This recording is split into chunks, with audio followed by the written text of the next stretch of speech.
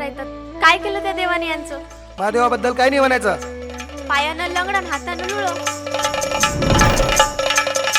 अरे असाच रिकाम बसून जायचं कसं येईल रे? जा जरा कामधंद्याचं पाय.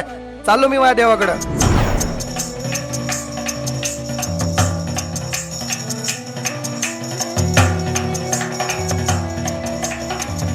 हे ओमकारगीर बाबा, माझ्या नवऱ्याला मला भेटू दे.